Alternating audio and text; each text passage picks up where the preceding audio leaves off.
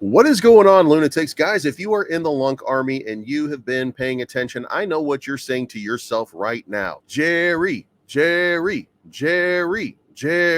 because it is an absolute shit show and everything is just going crazy. Now, when I say shit show, do I mean that I am not worried about Luna Classic anymore? Oh, hell no. I love Luna Classic. I'm going to be a Luna Classic holder for a long period of time because absolutely nothing has changed about what my opinion is. However, Tobias Anderson, Zeradar, as you guys know him, might be on his way out. He may have just said, you know what, it is no longer worth it. And many people, and I don't know if it's the best of people saying it or cheering it on, but many people are saying that that is for the now. We're going to go check out some price action. We're going to go check out exactly what it is that is going on, and we'll make some determinations from that point. But I do think that we're about to see an upward sort of move on Luna Classic because of the change. And no offense to Zeradar, but he's been offered another big time job. There's been arguments about wanting to pay these people. And we'll go back and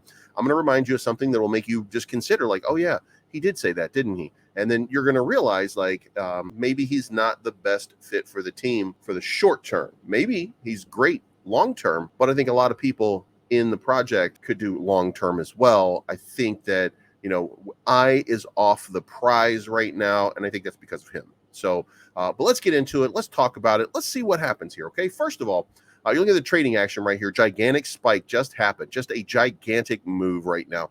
One of the bigger moves that you've seen in the last little while. You saw this go all the way down to the 50 SMA to 12,264, bounce immediately back up to the 12.4 range, currently trading around 12.4. Might be time for another move down it because this was a massive sort of sell-off and then a pump back up. Now, that's volatility, but look, a couple days ago, the volatility was way lower.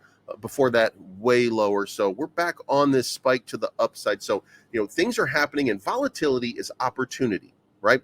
And we should recognize that volatility is always opportunity. Now, when you look at the UST, and by the way, I do think we're headed back up.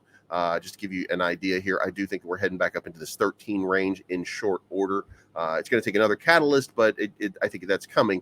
Then over here on USTC, you can see kind of the same thing here. Now, one of the things that you will point out, I'm going to go back and forth here for just a moment, and you're going to see that this is bullish, this is bearish, but it looks like it's about to come back together. And this is why I'm saying I think it's going to go up. I think the 50-day SMA is about to cross over the 200 again. And when that happens, that's when we get these spikes in price. Maybe not all the way to 1,300, maybe not. But it looked like the last time we were at a little bit of a better base or a little more solid foundation here. And maybe that spike is going to happen a little bit closer up here. I don't know for sure. Anything could happen, but I do think that. But we're also looking over here on USTC, seeing the same sort of bearish momentum, right? But I do think I saw it move this way, so I thought it might be coming back, but it didn't sustain itself. So, but when we're looking for that bullish momentum. When you get that flip over, that's when it starts to rise, right? So I do think that we've got some positivity coming. We just haven't seen it yet. But so let's talk about these stations. So we had the joint L1 task force quarter 2, and this was submitted 3 days ago by the community, 11/3/434. This was by the L1 team, and this was wanting to pay Zeradar about $13,000 a month, and it wanted to pay a bunch of different people a bunch of different money for programming. Now, I don't have a problem with that. I thought, you know, let's just go along with the joint L1 task force. Let's continue to allow it to build. But people have decided absolutely not because they haven't seen what they wanted to see. Now, I'm going to go back here. And I'm not going to flip through here. I'm just going to tell you real quickly. Repegging to USTC was demanded by the population. And when you go look at the USTC and you go look over, or if you go look at this proposal, absolutely nothing, not a single comment towards repeg, not a single comment towards increasing immediately the value for what you are doing. Just absolutely nothing. This is just a long, dragging sort of process right here, where you're not really seeing any kind of actual development in the way that you wanted to. Now, that's where I say, you know, I still don't have a problem with it, but if the team and the group here has a problem with it, then you know what? This is a DAO system. So whatever you guys decide and whatever we, the community, vote on, that's what it's going to be. And there's some wise people here that are not named Zeradar, because I do think that he's a smart guy. But let's move on here to the price action, because we're going to come back to that in just a second. $47 million in trading volume, $730 million market cap on USTC, basically $7 million in volume 209 million market cap. There is a certain bottom here from which to bounce off of. Now, this is what happened, and this is the end result of all of this drama that's been going on. Confio Tech says, yes, currently we have this open position, engineering manager, and the first interviews are planned for Easter holidays. To be clear, no decision or offers have been made at this stage. We are looking forward to meeting all the candidates. And this says, and for the record, Confio just offered me a job as an engineering manager, so some people clearly think I am worth my pay.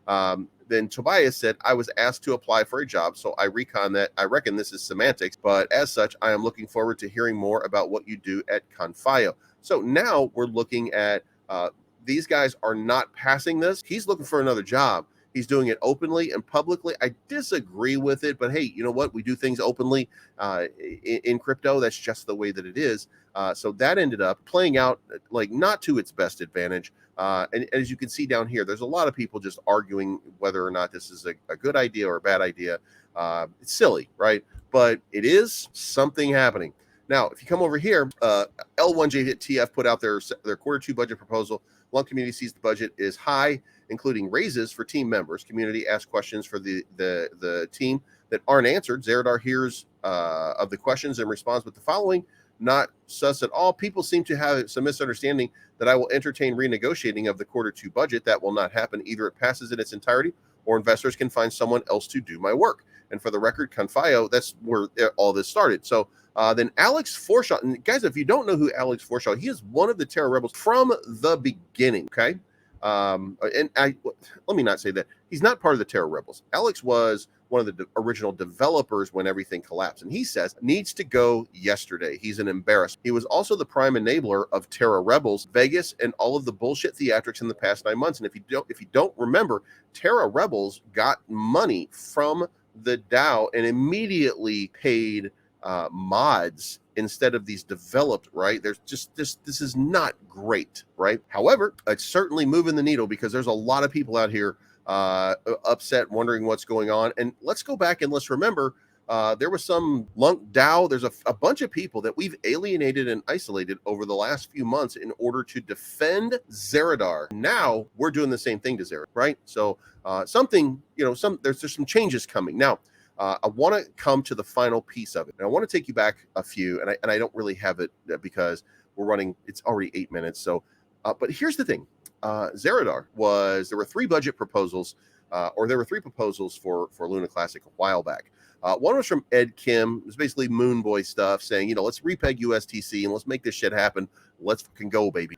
Then there was Alex Forshaw who said, yeah, let's put a little, let's make this, let's it's going to take some time because we have to get all of this stuff working before we start moon boying this thing. We have to have all this stuff put together, but let's get it done quickly and let's make something happen, right? And then there was Tobias, Zeradar BH, as you guys know him. And Tobias' idea was, well, let's just build it up and let's do this over a couple of years. Well, does that sound like an engineer trying to get paid, or does it sound like somebody building? Well, it sounds like both, right? So I think that he did not like the Moon Boy stuff. I think he saw a blockchain and he wanted to do his thing. Well, it didn't work out that way because we have a bunch of paper-handed Moon Boys. We do. And they want to see some action. They want to see UST repeg. They want to see an AFT repeg. They want to see something, right? They don't want to see this just take forever because Zeradar came out and said, yeah, it's going to take 2 years for it to happen.